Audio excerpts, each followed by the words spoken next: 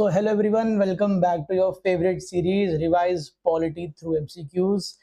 12th lecture है ये, 11 lecture already live हैं। पूरे लक्ष्मीकांत को अलग अलग चैप्टर्स को हमने एमसीक्यू फॉर्मेट में तोड़ दिया है। शानदार तरीके से हम पढ़ते भी हैं, रिवाइज भी करते हैं। अगर आप ऐसे इंसान हैं जिसने पढ़ रखा है कोई चैप्टर, यहाँ रिविजन करने आए तो भी आपके लिए बहुत बेनिफिशियल है। और अगर आपने पढ़ा है और आपको समझ में नहीं आया उतना तो भी आप यहाँ पे आएंगे तो भी आपका एक चीज क्लियर हो जाएगा। किस तरीके से हम पढ़ते हैं आप हमारे बाकी लेक्चर्स में जाके देख सकते हैं। बोलो ओके ओके। सो बिना किसी टाइम वेस्ट किए शुरू करते हैं आज का लेक्चर। इस एरिया से सारी कॉन्स्टिट्यूशनल बॉडीज में ले आया हूँ। इस एरिया से काफी फैक्चुअल क्वेश्चन आता है, बट यूपीएससी का ट्रेंड आप जानते हैं चेंज हो गया है, तो हम फैक्चुअल और साथ में जो भी करंट ओरिएंटेड चल रहा है या फिर जो यहाँ से जुड़े हुए जजमेंट्स हैं या जो भी टॉपिक्स हैं जहां से क्वेश्चन बनने की उम्मीद है या स्कोप है, उम्मीद तो क्या ही बोलूं, हम उसको कवर करेंगे। तो पहला क्वेश्चन देखते हैं इलेक्शन कमीशन से। The election commission of India is responsible for conducting elections to parliament, state legislature, offices of president and vice president. अब स्टेट लेजिस्लेचर पे कंफ्यूज नहीं होना है, ओके, क्योंकि ये ठीक है। स्टेट लेजिस्लेचर के इलेक्शंस स्टेट इलेक्शन कमीशन नहीं कराता है। कमेंट सेक्शन में मुझे बताओ कि स्टेट इलेक्शन कमीशन किसके इलेक्शंस के लिए रिस्पॉन्सिबल है, ठीक है, ये कौन बताएगा मुझे। ओके, तो स्टेटमेंट पहला एकदम ठीक हो जाता है। Article 324 of the constitution states the composition of the election commission of India. ठीक, ये स्टेटमेंट गलत होगा। क्यों? बिकॉज आर्टिकल 324 कॉम्पोजिशन के बारे में नहीं बताता है कि भाई there will be one chief election commissioner and other commissioners as and when decided by the president. और जो किसके रिकमेंडेशन पे काम करेंगे आप सबको पता है, PM and council of ministers. More over ये बोलता है article 324 that parliament will pass a law on deciding the composition, on deciding the conditions of service, tenure, etc etc। तो आर्टिकल 324 साइलेंट है on the matter of composition, not just composition, conditions of service, tenure, सब में। ठीक है, parliament act पास करता है और time to time उस एक्ट को अमेंड भी करता रहता है। अभी आपने देखा है 2023 में लेटेस्ट अमेंडमेंट हुआ है और लेटेस्ट एक्ट जो अभी गवर्न कर रहा है composition, structure, etcetera etcetera, that is the act of 2023। Question है आगे। ओके, तो ये स्टेटमेंट हो जाता है गलत। In 1989, Election Commission of India became a multi-member body for the first time. Absolutely true यहाँ तक, and continues to work with the same composition till date with no changes since 1989। देखो ऐसा नहीं है, ठीक है। Yes, today also it is a multi-member body, लेकिन 89 में मल्टी-मेंबर बॉडी बनी, 1990 में फिर से सिंगल मेंबर बॉडी बन गई, फिर अगेन 93 में मल्टी मेंबर बॉडी बनी और तब से लेके आज तक ये continuously as a multi member body function कर रही है। ओके, सो ये वाला स्टेटमेंट गलत होता है। Your answer will be one only, that is A. Understood? कई बच्चे कहते हैं सर आप रुक जाया करिए, हमें सॉल्व करने दिया करिए। सो ये लाइव क्लास नहीं है, रिकॉर्डेड लेक्चर है, तो मेरा रुकना आपके लिए डिस्कनेक्ट हो जाएगा। आप जो रुक के करना चाहते हैं सॉल्व, वीडियो को पॉज करिए और आराम से सॉल्व करिए, ठीक है। हालांकि एक मैं आपसे सजेशन ही चाहता हूं, मैं चाहता हूं कि इन लेक्चर्स को मैं लाइव आके सॉल्व कराऊं। क्या आप लोग कंफर्टेबल हैं इसके साथ अगर मैं ये लाइव आके सॉल्व कराऊंगा? मुझे बताइएगा जरा, ठीक है। Understood? The chief election commissioner can be remove from office only in the same manner on and on the grounds as a जज ऑफ सुप्रीम कोर्ट। ठीक है, ये सब बेसिक्स हैं, लक्ष्मीकांत में दिया, आपको पता होना चाहिए। Article 324 states that the condition of service and tenure of office of election commissioners may be decided by president in accordance with the parliamentary law। अभी ये बात हमने डिस्कस करी। The retiring election commissioners are debarred from any other further appointment by the government। देखो एक बात को समझो, क्या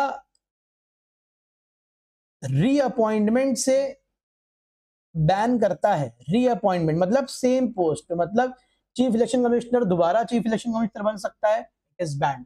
रीअपॉइंटमेंट इज नॉट अलाउड। कोई इलेक्शन कमिश्नर अपना टर्म कंप्लीट करने के बाद दोबारा इलेक्शन कमिश्नर बन सकता है, it is band, not allowed, that is reappointment. लेकिन एनी फर्दर अपॉइंटमेंट अलाउड है, ठीक है, दैट इज नॉट डीबार्ड। वो डीबार नहीं करता है, ना ही हमारा आर्टिकल 324 करता है, ना ही 2023 का एक्ट करता है डीबार। ये बहुत बड़ा क्रिटिसिज्म भी है, ओके, बहुत बड़ा क्रिटिसिज्म है। यूपीएससी मेंस में याद रखना, ठीक है, फ्लॉज में लिखने के काम आ सकता है ये, ठीक है। Understood? How many of the statements are correct? तो करेक्ट होते हैं only 2. Okay, understood. Now the chief election commissioner and other election commissioners appointment, condition of service and term of office act 2023 regulates the appointment and service condition. बिल्कुल ठीक है, ये मैंने बताया था. एक फेमस केस हुआ था. कौन सा केस था भाई? अनूप बानवाल जजमेंट. एक क्या क्रिटिसिज्म था? सबसे बड़ा क्रिटिसिज्म था कि जो चीफ इलेक्शन कमिश्नर है वो आज भी एग्जीक्यूटिव डिसीजंस पे अपॉइंट हो रहा है. मतलब प्रेसिडेंट अपॉइंट करता है और on the aid and advice of PM and council of ministers. सबसे बड़ा था ये क्या इसका डिसएडवांटेज या फ्लॉ कि भाई फिर तो एग्जीक्यूटिव की फेवरिज्म चलेगी इसमें अपॉइंटमेंट में. ठीक है. इलेक्शन कमिश्नर क्या होना चाहिए? पूरी इलेक्शन कमीशन क्या होनी चाहिए? होनी चाहिए फ्री एंड फेयर. तो एक जजमेंट पास हुआ अनूप बानवाल जजमेंट और सुप्रीम कोर्ट ने कुछ गाइडलाइंस इशू करी हैं और बोला गया, अभी आगे देखेंगे उसको, और बताया है कि भाई एक तुम्हारी सिलेक्शन कमिटी बनाई जाएगी. उस कमिटी के अकॉर्डेंस में क्या होगा? अपॉइंटमेंट होगा. मतलब अब प्रेसिडेंट और काउंसिल ऑफ मिनिस्टर्स की एडवाइस पे प्राइम मिनिस्टर और काउंसिल ऑफ मिनिस्टर की एडवाइस से प्रेसिडेंट चीफ इलेक्शन कमिश्नर को अपॉइंट नहीं करेगा, बल्कि किसकी एडवाइस पे करेगा? Selection committee. अब ये सिलेक्शन कमिटी में कौन कौन होता है जरा मुझे कमेंट सेक्शन में बताओ. और अनूप बानवाल जजमेंट में जो क्या कहते हैं गाइडलाइंस इशू हुई थी और जो ये एक्ट पास हुआ है, इन दोनों गाइडलाइन में एक मेजर डेविएशन है. हालांकि डेविएशन तो बहुत ज्यादा है, सिलेक्शन कमिटी के कॉन्टेक्स्ट में एक मेजर डेविएशन है जो क्रिटिसिज्म भी है इस एक्ट का. मुझे जरा बताइए अगर किसी को पता है, वरना नेक्स्ट वीडियो में मैं आके आपको बताऊंगा. हालांकि अब स्टेटमेंट पढ़ते हैं. The act was passed after the guidelines issued by Delhi High Court in the Anoop Banwal judgement. जल्दबाजी नहीं करनी है. Delhi High Court? No, it was by the Supreme Court. तो आंसर क्या बना? One only. हड़बड़ी नहीं करनी. कोई चीज आती है तो हम उस पर कूद पड़ते हैं एकदम से, ऐसा नहीं करना है. Which of the following is not a judgment related to free and fair elections? देखिए ये इन वीडियोस का जो पर्पस है वो आपको रिवाइज कराना तो है ही, प्रैक्टिस कराना तो है ही, आपको पढ़ाना भी है. जरा एक करके मुझे बात करने दीजिए. एसी जोस वर्सेस शिवन पिल्लाई जजमेंट बहुत हिस्टोरिक जजमेंट है. इट फेमसली ईवीएम केस भी कहा जाता है. क्या होता है? एक चीज होती है प्लीनरी पावर्स. ठीक है. प्लीनरी पावर्स किसे कहते हैं? ऐसी पावर्स, ऐसा ज्यूरिसडिक्शन जो आपके पास आता है जब पावर्स डिफाइंड नहीं है. ठीक है. जरा मैं मोनिंदर सिंह गिल जजमेंट और एसी जोस जजमेंट दोनों को साथ में पढ़ाऊंगा. मैं आंसर नहीं बता रहा हूँ, है ना. मैं इसको कर दूं, वरना कोई बाद में पीडीएफ देखेगा तो सर ये गलत मार्क करा हुआ है. देखिए इन दोनों को समझिए बच्चे. क्या होता है? पहले मोनिंदर सिंह गिल जजमेंट समझिए. आर्टिकल 324 है, देता है क्या? जो भी प्रोविजंस हैं रिलेटेड टू इलेक्शन कमीशन. तो इस जजमेंट में सुप्रीम कोर्ट ने ये बोला कि भाई इलेक्शन कमीशन के पास प्लीनरी पावर्स हैं. मतलब अगर कोई भी चीज आर्टिकल 324 में गिवन नहीं है, डिस्क्राइब्ड नहीं है, मेंशन नहीं है, या पार्लियामेंट्री लॉ में मेंशन नहीं है, और ऐसी कोई पावर आती है जो ऐसा कोई फैसला सामने लेने का टाइम आता है इलेक्शन कमीशन को जो इसमें मेंशन नहीं है, इसके स्कोप से बाहर है, तो वो एब्सोल्यूट पावर्स किसके पास जाती हैं? इलेक्शन कमीशन के पास. ठीक. ये था जजमेंट मोहिंदर गिल केस में. ठीक है. Understood. Because the Supreme Court says that Article 324 establishes and envisages Election Commission of India as the body to conduct free and fair elections. That is why ऐसी powers किसको होनी चाहिए? इलेक्शन कमीशन ऑफ इंडिया को. ठीक. तो ये तो answer होने से रहा. ठीक. ये तो फ्री इलेक्शंस कंडक्ट कराने में आपका हेल्प कर ही रहा है. फिर आओ जरा एसी जोस वर्सेस शिवन पिल्लाई. क्या हुआ भाई? केरला में एक कॉन्स्टिट्यूएंसी में जब हमारी ईवीएम लॉन्च हुई थी तो एक पायलट बेसिस पे उस कॉन्स्टिट्यूएंसी में पहले वोटिंग करा दी गई ईवीएम तौर पे. जो एसी जोस थे भाई वो हार गए किससे? शिवन पिल्लाई से.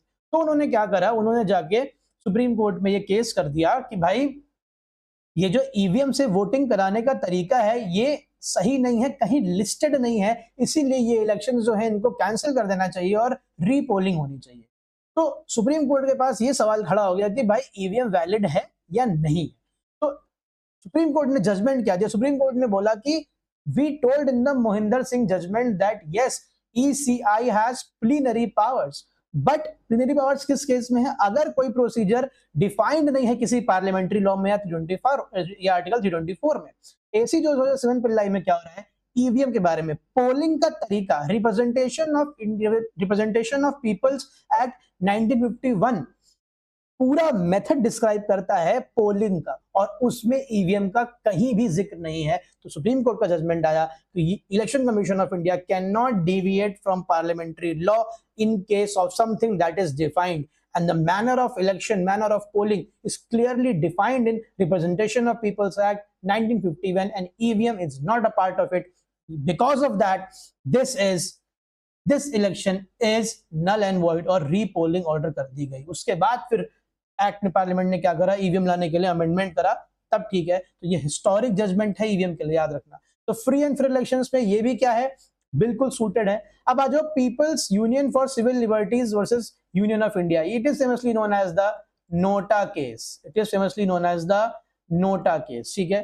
तो ये तो है। तो आपने देखा कैसे हमने एक क्वेश्चन की मदद से 3 सुप्रीम कोर्ट जजमेंट्स पढ़ लिए, AC Jose, people's union of civil liberties and Mohinder Gill judgment. Answer होगा इसका ए, लिली थॉमस। क्यों? बिकॉज ये फ्री एंड फेयर इलेक्शन से रिलेटेड नहीं है। ये क्या है, इट इज जो एंटी डिफेक्शन लॉ में होता है ना, अगर आप मान करिएगा एंटी डिफेक्शन लॉ नहीं, disqualification under representation of people's act में होता है ना कि अगर आपको 2 साल से ज्यादा की जेल हो गई है, 2 साल से ज्यादा का क्या पास हो गया है, सुप्रीम कोर्ट या हाई कोर्ट या किसी भी जुडिशरी की तरफ से आपको 2 ईयर से ज्यादा की पनिशमेंट हो गई है, तो आप इमीडिएटली क्या होते हैं, डिस्क्वालीफाई हो जाते हैं for a term of 6 years as a legislator, ठीक है। आप फिर 6 साल तक इलेक्शन नहीं लड़ सकते हो और आप इमीडिएट डिस्क्वालीफाई भी होते हो। पहले क्या होता था, ये एक्ट जो था, ये एक्ट इनको एक बफर देता था कि भाई अगर आपने क्या कर दिया है, अगर आपने हायर कोर्ट में अपील कर दी है फैसले के अगेंस्ट, तो आपका डिस्क्वालिफिकेशन नहीं होगा, उस पर स्टे लग जाएगा।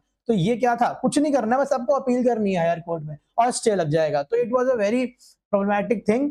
तो क्या करा गया, सुप्रीम कोर्ट ने फैसला दिया lily Thomas versus union of India में कि भाई just applying or just challenging the decision of the court in a higher court cannot amount to a stay on your disqualification. You will be immediately disqualified जैसे ही आप क्या करेंगे, 2 year की सजा, आपको more than 2 years की सजा आपको हो जाएगी। अंडरस्टूड, ठीक है।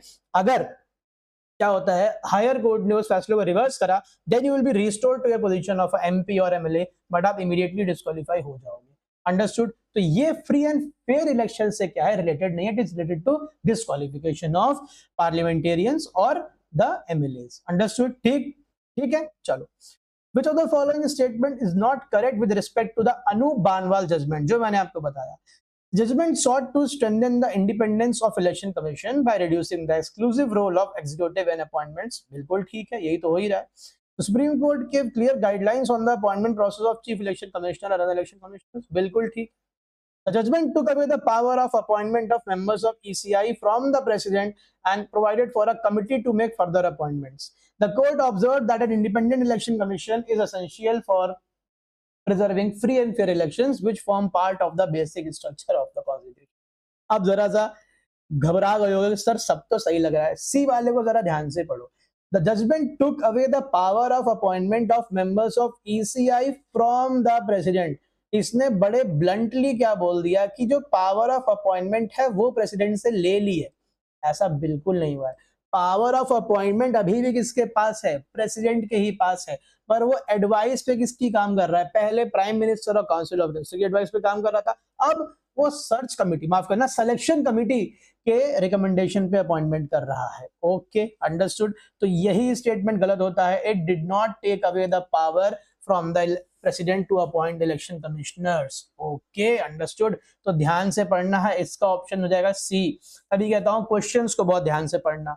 ओके, अब आ जाओ, क्वेश्चन क्या पूछ रहा है, how many of the above given is or are correct with respect to the powers and function of Election commission of India to notify the dates and schedules of election and to scrutinize nomination papers, बिल्कुल ठीक है। To grant recognition to political parties and allot election symbols to them, बिल्कुल ठीक है। To determine the territorial areas of the electoral constituencies by forming an in-house core committee headed by Chief Election Commissioner. गड़बड़ भाई, electoral boundaries किसका काम है यार, delimitation commission का। किसका काम है, डीलिमिटेशन कमीशन का, ठीक है। अंडरस्टूड। बहुत कंफ्यूजन रहता है बच्चों को। डीलिमिटेशन कमीशन एक कॉन्स्टिट्यूशनल बॉडी है कि एक स्टैट्यूटरी बॉडी है, ये बताओ मुझे, ठीक। टू कैंसिल, तो ये थर्ड होता है गलत। To cancel polls in the event of rigging, booth capturing, violence and other irregularities, बिल्कुल ठीक है। तो how many are correct, 1 2 and 3, तो 1 2 और 4 सही है तो 3 ओनली हो जाएगा। अंडरस्टूड, ठीक। अब आ जाइए जरा मैचिंग वाले क्वेश्चन पे। Election commission of India article 324 बिल्कुल ठीक है। फाइनेंस कमीशन आर्टिकल 280 बिल्कुल ही ठीक है। जीएसटी काउंसिल 279A बिल्कुल ठीक है। कौन सा अमेंडमेंट था जिसने ऐड करा था आर्टिकल 279A, कौन बताएगा? यूपीएससी 312, बच्चे बहुत कंफ्यूज होते हैं। 312 is about all India services, ठीक है। It is not about UPSC. UPSC is article 3 तुम्हारे लिए छोड़ दिया, आगे क्वेश्चन भी है, ठीक है। तो भाई is not correctly matched is 4 only. Understood, ठीक। चलो, consider the following statements regarding the UPSC आ गया। आर्टिकल 316 ही है। Article 316 of the Constitution specifies the composition and strength of UPSC. Specify नहीं करता है ना कॉम्पोजिशन ना strength, it leaves it again on the president, ठीक है। सिर्फ एक चीज बताता है, अभी हम डिस्कस करेंगे, ठीक।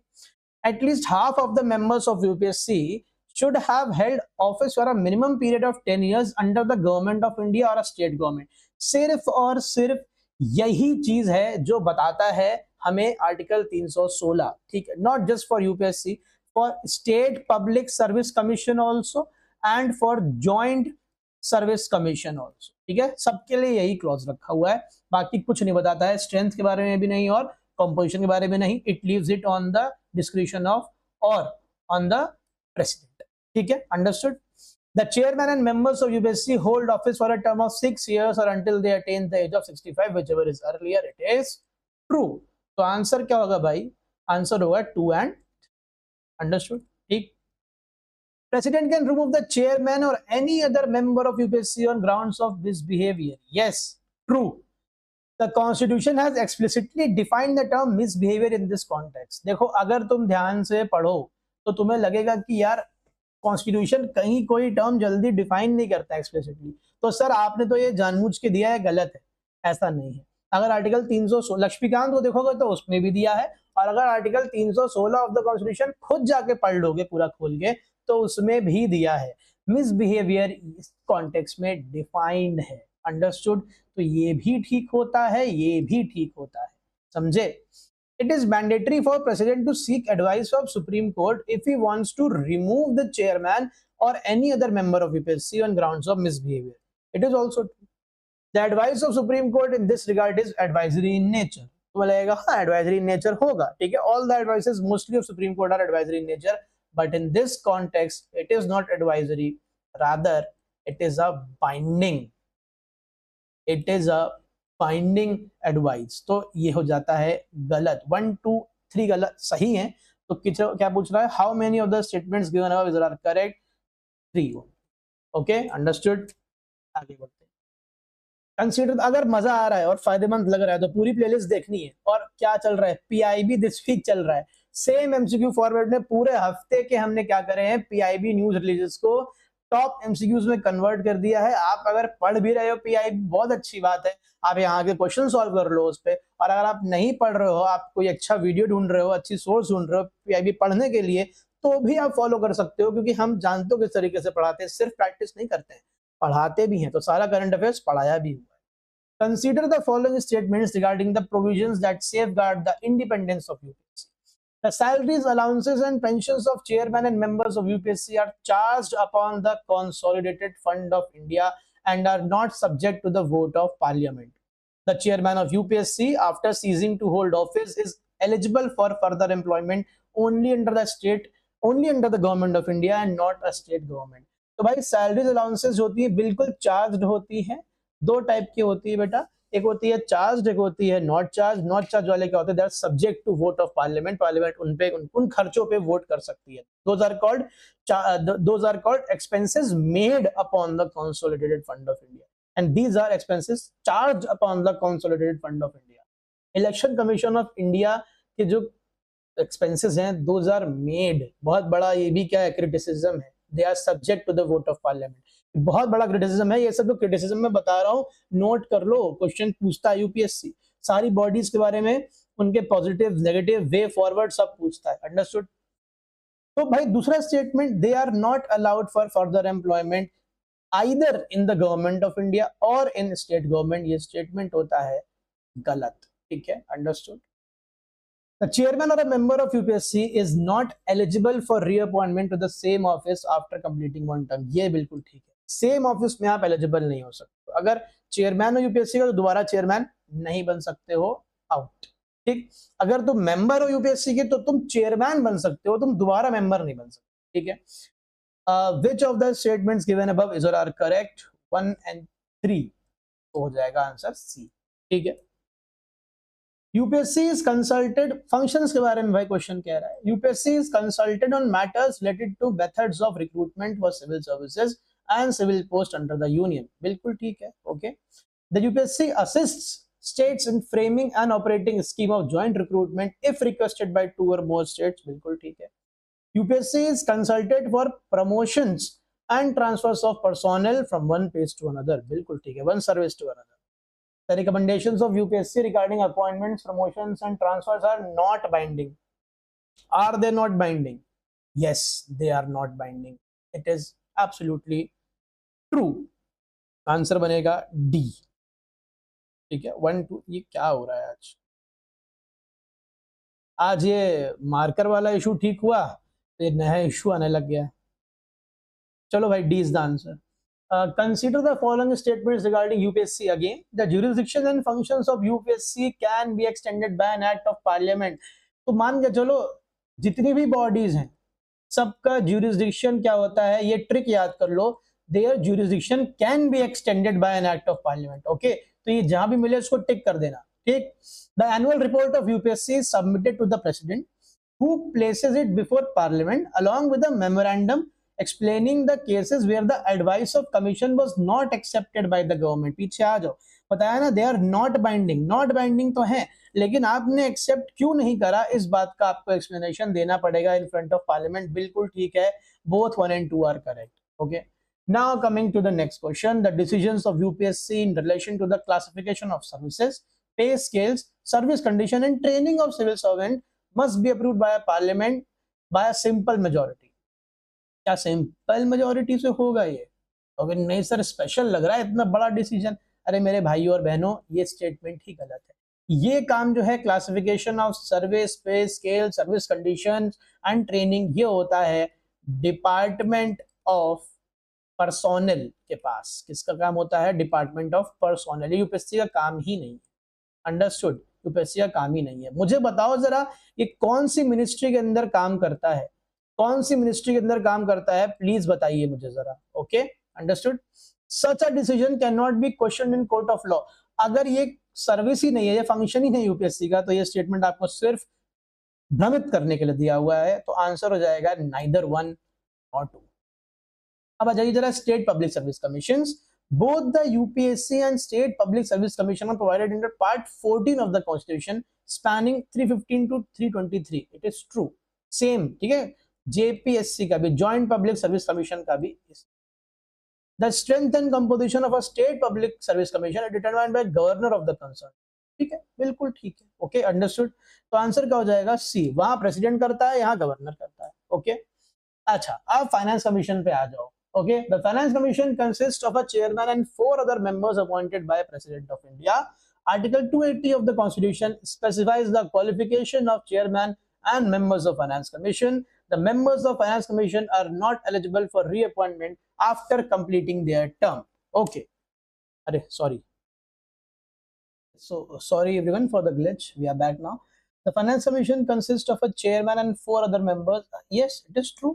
If you read Article 280, it clearly specifies the composition। बताता है कि एक चेयरपर्सन और 4 other members of finance commission. और क्या बोलता है? आर्टिकल 280 बोलता है कि within the commencement of 2 years of the constitution, मतलब 1950 में हमारा कॉन्स्टिट्यूशन कमेंस होता है 26 जनवरी, within 2 years from that day.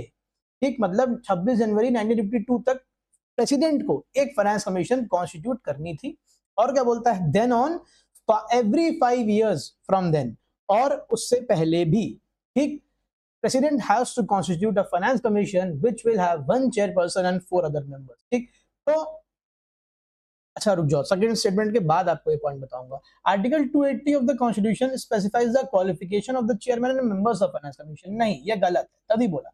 Article 280 क्या कहता है कि भाई पार्लियामेंट एक लॉ पास करेगा और उस लॉ के अकॉर्डिंग जो उस लॉ में प्रोविजंस होंगे, मेंबर्स की क्वालिफिकेशंस, उनकी टेन्योर, उनका सब कुछ डिसाइड होगा। तो पार्लियामेंट ने फाइनेंस कमीशन एक्ट 1951 में पास कर दिया था। इसी के अकॉर्डिंग क्या होता है, अपॉइंटमेंट और जो भी क्वालिफिकेशंस हैं वो गवर्न होती है। आर्टिकल 280 हमें स्पेसिफाई नहीं करता है qualification. Okay, the members of the finance commission are not eligible for reappointment. नहीं, they are eligible for reappointment. अभी बताओ कौन सी फाइनेंस कमीशन कॉन्स्टिट्यूट हुई है, कौन सा, क्या 5 साल का टर्म होता है? बिल्कुल होता है। कौन सा टर्म है, कब से लेके कब तक, और उसके चेयरमैन कौन है? ये 3 बातें। कौन सी फाइनेंस कमीशन है? Is it 15, 16, 17 finance commission? Term कब से कब तक है और उसके चेयरमैन कौन है, ये बताइए। तो भाई इसमें से तो केवल एक ही स्टेटमेंट सही है, that is a, 2, only 1। Now very interesting question, I will give you a minute, you can read और you can just pause and read. मैं सीधा आंसर पे आता हूँ, काफी बड़ा क्वेश्चन है। तो इसका आंसर होगा that is A only. The recommendations of Finance Commission are advisory in nature and the government is not bound to adhere to them. Although it is, finance commission में काम क्या होता है? फाइनेंस कमीशन रिकमेंडेशंस करता है कई सारी चीजों पे। जो उसका प्राइमरी फंक्शन है वो ये होता है कि जो टैक्स प्रोसीड्स हैं जो सेंट्रल गवर्नमेंट के पास जाती हैं, उनका डिवोल्यूशन कैसे होगा, बंटवारा कैसे होगा, हॉरिजॉन्टली भी मतलब डिपार्टमेंट और उन सब भी वाइज, और वर्टिकली भी। ठीक है, वर्टिकली मतलब स्टेट्स में जितने भी स्टेट्स हैं इंडिया में और सेंट्रल गवर्नमेंट है, सेंट्रल गवर्नमेंट और स्टेट्स में कितने कितने परसेंट बनेगा, उसका एक क्राइटेरिया होता है जो फाइनेंस कमीशन ही डिसाइड करता है। क्राइटेरिया में कुछ कुछ चेंजेस हर साल होते रहते हैं। अंडरस्टूड?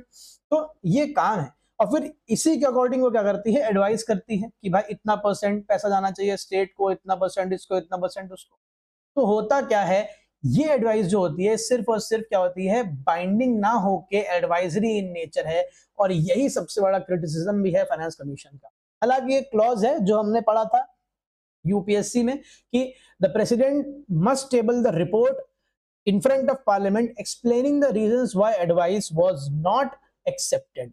Understood? लेकिन at the end their recommendations are advisory in nature. Understood? ठीक है। अब जीएसटी के बारे में है, सबने शायद ये तो रट ही रखा होगा कि 100 land boundary agreement, 101 about GST, 102, 103, 104, 105 amendments के बारे में सबने रटा हुआ है ना। लेटेस्ट 5-10 आपको याद होने चाहिए, और उसके ऊपर से भी जो टॉप के अमेंडमेंट्स हैं जो आपको पता होने चाहिए, 42nd, 44, 38, ये सब आपको 86, 89, 61, ये सब अमेंडमेंट आपके टिप्स पे होने चाहिए। 73rd और 74th को तो मैं क्या ही बोलूं, ये सब आपके टिप्स पे होने चाहिए भाई। Understood?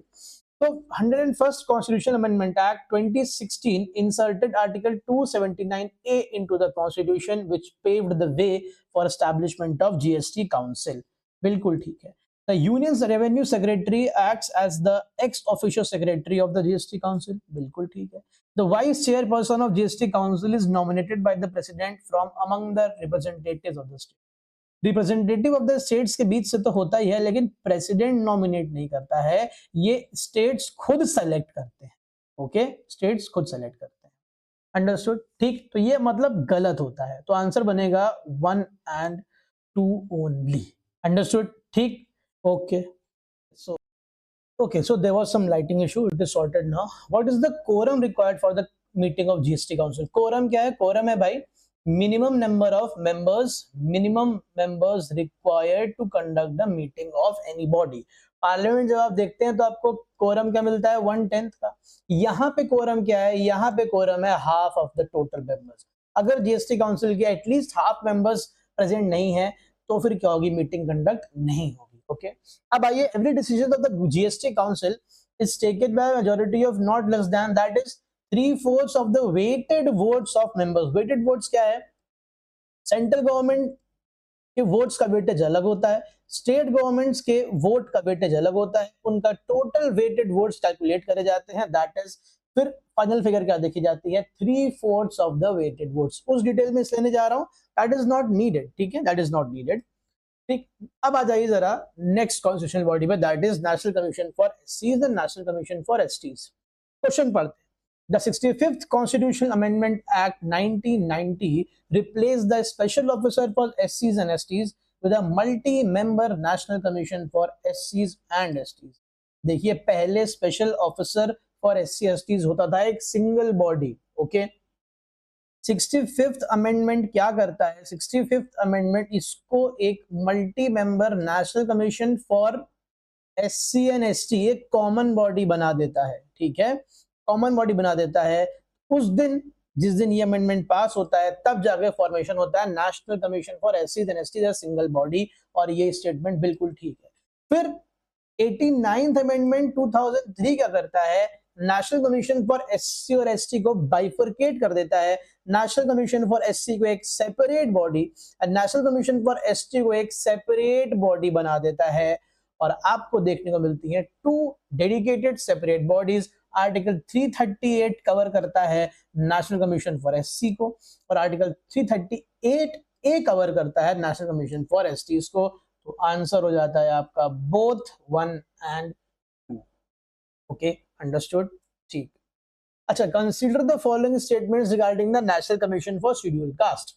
The NCSC consists of a chairperson, a vice chairperson and 3 other members. It is absolutely true, ये composition है। Their conditions of service and tenure ये आर्टिकल 338 स्पेसिफाई नहीं करता है और इसको लीव करता है ऑन द प्रेसिडेंट, अंडरस्टूड। और प्रेसिडेंट ने जो रूल्स करें उसके अकॉर्डिंग 3 years टेन्योर होता है, इनका याद रखना, ठीक है। तो second statement is also correct, the answer is both 1 and 2 because correct पूछ रहा है, अंडरस्टूड। इसकी फ्री पीडीएफ मिलेगी हमारे टेलीग्राम चैनल पे, ज्वाइन कर लो, अगर अब तक नहीं आया हो व्हाट्सएप पे भी ज्वाइन कर लो। The national commission for scheduled caste पे ही अगला क्वेश्चन है। The national commission for scheduled caste while investigating any matter or inquiring into any complaint has all the powers of a civil court trying a suit। बिल्कुल ठीक है, okay? The commission can prescribe the punishment to be given to an offender in accordance with the laws passed by parliament in this regard। No, punishment देने की power नहीं है, that rests only and only with the judiciary। सिर्फ और सिर्फ investigate कर सकता है, अंडरस्टूड, इन्वेस्टिगेट कर सकता है, अंडरस्टूड ये बात, ठीक। बहुत कॉमन स्टेटमेंट लगेगा, सही लगेगा, पर ये सही नहीं है। इसी तरीके से पढ़ाई करनी है यार, ठीक है। National commission for scheduled caste is required to recommend measures to safeguard the rights of tribal communities over mineral resources and water resources in accordance with the law. बिल्कुल ठीक है, रिकमेंड मेजर्स की बात कर रहा है, इससे ऊपर नहीं जा रहा है, बिल्कुल। The National Commission for Scheduled Caste is empowered to suggest measures to be taken for ensuring the full implementation of PISA। बिल्कुल ठीक है, अंडरस्टूड, बिल्कुल ठीक है, इसके ऊपर रिस्पॉन्सिबिलिटी है to ensure the implementation। The NCST is empowered to formulate and implement relief and rehab schemes for tribal groups displaced by developmental projects। ध्यान से नहीं पढ़ोगे तो ये क्वेश्चन गलत कर दोगे। इंप्लीमेंट कहां से आ गया? इम्प्लीमेंटेशन की पावर इनके पास नहीं है, ठीक है। इनकी तो रिकमेंडेशंस भी क्या है, बाइंडिंग नहीं है गवर्नमेंट पे। इम्प्लीमेंटेशन तो बहुत दूर की बात है। तो इम्प्लीमेंट नहीं करने की पावर है इनके पास। यस, फॉर्मुलेट कर सकते हैं और एडवाइज कर सकते हैं, अंडरस्टूड। तो थर्ड स्टेटमेंट बड़ी बारीक तरीके से गलत होता है, आंसर बनेगा A 1 and 2। Now, powers of NCST while investigating any matter, summoning and enforcing the attendance of any person from any part of India and examining him on oath। बिल्कुल ठीक है, बताया, it has the power of a civil court while trying any suit, okay। Requisitioning any public record from any court of office, बिल्कुल ठीक है। Declaring a law enacted by state legislature as unconstitutional if it violates any tribal right, no, this power is again vested in High Court and Supreme Court only। Third statement is galat, 1 and 2 again are correct। Consider the following statements regarding the CAG। Now CAG is another very important constitutional body, okay। The CAG is appointed by President of India by a warrant under his hand and seal, absolutely true। The CAG holds office for a term of 6 years or until attaining the age of 65 years, whichever is earlier, absolutely true। CAG can be removed by the President on the basis of a resolution passed by both the houses, keyword ध्यान से पढ़िए, with special majority, ध्यान से पढ़िए, either on the ground of proved misbehaviour और incapacity, सब ध्यान से पढ़ लिया सर, तीनों सही हैं, बिल्कुल सही बात है, D will be the correct answer. Okay, now Article 148 prescribes the duties and powers of CAG in relation to the accounts of the Union and of states and of any other authority and body. पहली बात तो article 148 duties के बारे में कोई बात ही नहीं करता है। ओके, आर्टिकल 148 बात करता है कैग के अपॉइंटमेंट के बारे में और कैग की पोजीशन के बारे में। ड्यूटीज एंड पावर्स के बारे में हमें थोड़ी सी हिंट देता है आर्टिकल 149, जो कि ये बताता है कि जो इसकी ड्यूटीज एंड पावर्स हैं they will be defined by a parliamentary law. Anyways ये क्वेश्चन क्या होता है, ये क्वेश्चन होता है गलत। ओके, या स्टेटमेंट होता है गलत, ठीक है। The administrative expenses of the office of CAG are charged upon the consolidated fund. Charged मतलब क्या बताया बच्चों पहले, they are not subject to the vote of parliament. Parliament उसको वोट करके कम ज्यादा नहीं कर सकती है या अप्रूव डिसअप्रूव नहीं कर सकती है, डिस्कस कर सकती है, वोट नहीं कर सकती है। करेक्ट है टू ओनली। कैग की जरा बात सुनिए, कैग जो है कैग के पास बहुत सारी पावर्स है। 1971 में CAG powers and duties act पास हुआ था और उस एक्ट को 1976 में अमेंड करके एक मेजर चेंज करा गया था। अभी ये क्यों बता रहा हूं, बिकॉज नेक्स्ट क्वेश्चन में आपको नॉलेज काम आने वाली है। जरा देखिए, कैग के फंक्शंस पूछा है। CAG audits all expenditure charged upon the consolidated fund of India and consolidated fund of state. ठीक है, दोनों के एक्सपेंडिचर को उसके पास क्या है, पावर है ऑडिट करने की, ठीक है, चाहे वो इंडिया का हो चाहे वो अपने अपने स्टेट्स का हो। CAG audits all expenditure from contingency fund as well as public account, बिल्कुल ठीक। CAG audits the reports and expenditure of all bodies and authorities receiving any amount of financial assistance from the central or state government. थोड़ा सा फंसने वाला matter है, receiving any amount, this is not the language of the act. Act कहता है कि भाई there should be a substantial amount. अब वो substantial amount क्या है ये डिफाइन नहीं होता है, लेकिन जो कीवर्ड हमारा एक्ट यूज करता है इट इज सब्सटेंशियल अमाउंट। ठीक, एनी अमाउंट पे ये गलत हो जाएगा, ठीक है, कीवर्ड्स ही याद करने हैं आप। The CAG compiles and maintains the accounts of central and state government, यही बता रहा था। ये फंक्शन कैग का जब 71 में एक्ट पास होता है तो था, लेकिन 76 में क्या करा जाता है, सेंट्रल गवर्नमेंट के अकाउंट्स मेंटेन करने का फंक्शन कैग से ले लिया जाता है। ऑडिट अभी भी करता है, सेंट्रल गवर्नमेंट के अकाउंट्स कंपाइल और मेंटेन नहीं करता है, ठीक, स्टेट के अभी भी कर रहा है। तो जो फंक्शन है सेंट्रल गवर्नमेंट के अकाउंट्स कंपाइल करने का और मेंटेन करने का, ये फंक्शन 1976 में अमेंडमेंट के थ्रू कैग से ले लिया गया। तो ये स्टेटमेंट होता है गलत। करेक्ट क्या है, 1 and 2 only. Okay, consider the following statements regarding the Attorney General of India, another very important, one of the most important offices. A person to be qualified to become the Attorney General, qualification क्या है, supreme court जज बनने के लिए आप क्या होने चाहिए, क्वालिफाई होने चाहिए। देख लो वही सारी है कि नहीं। मस्ट हैव बीन अ जज of some high court for 5 years और an advocate of some high court for 10 years, बिल्कुल ठीक है, और an eminent jurist in the opinion of president, बिल्कुल ठीक है, यही तो है qualifications. The Constitution specifies that he/she can only be removed in the manner and grounds similar to that of Supreme Court judge. थोड़ा भी कंफ्यूज हो गए तो ये स्टेटमेंट सही लगेगा, बट ये सही नहीं है। अपॉइंटमेंट के जो क्वालिफिकेशंस हैं वो सुप्रीम कोर्ट से सेम है, सुप्रीम कोर्ट जज से, बट रिमूवल का नहीं। इनका कोई प्रोसीजर ही नहीं दिया है रिमूवल का। दे वर्क ऑन या फिर they are appointed and they work under the conditions decided by president only. इनको रिमूव कर सकते हैं in the manner decided by president, ये स्टेटमेंट गलत होता है।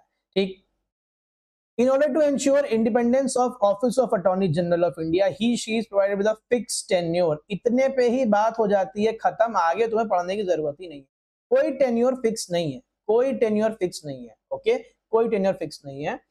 कन्वेंशनली क्या होता है, कन्वेंशनली होता है जो गवर्नमेंट है उसके साथ ही क्या कर देते हैं, रिजाइन कर देते हैं, नई गवर्नमेंट आती है अपने खुद का। क्योंकि अगर मैं आसान भाषा में बात करूं, अटॉर्नी जनरल है क्या, अटॉर्नी जनरल है सरकार का वकील, सेंट्रल गवर्नमेंट का वकील। तुम कोई केस कर देते हो, PIL कर देते हो, for example XYZ versus union of India, case सुने होंगे ना बहुत सारे। तो जो गवर्नमेंट को रिप्रेजेंट करने जाता है it is attorney general of India और a person appointed by him replacing him if he is busy in government work somewhere else. Okay, तो आप समझिए that is 1 only is correct, कोई टेन्योर फिक्स नहीं है, ठीक है। ओके, सो आ जाइए आज के लास्ट क्वेश्चन पे। Consider the following statements regarding the attorney general of India. एक और क्वेश्चन है अटॉर्नी जनरल पे।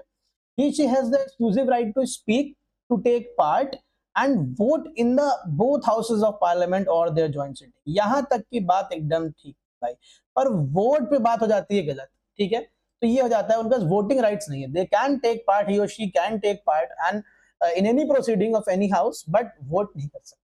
He she enjoys all the privileges and immunities that are available to a member of parliament. सही, ठीक है, बिल्कुल। जितने भी प्रिविलेजेस, जितनी भी इम्यूनिटीज हैं मेंबर ऑफ पार्लियामेंट को, सब एक्सटेंड की जाती हैं अटॉर्नी जनरल ऑफ इंडिया को। अगर थोड़े भी कंफ्यूज हो तो बहुत वेग लगेगा इसमें, पर ये स्टेटमेंट ठीक है। Okay, he she is debarred from private legal practice as an advocate until he assumes the chair of attorney general of India। Laxmikanth पढ़ोगे उसमें क्लियरली दिया है कि ये कोई गवर्नमेंट एम्प्लॉय नहीं है, ये कोई गवर्नमेंट एम्प्लॉय नहीं है।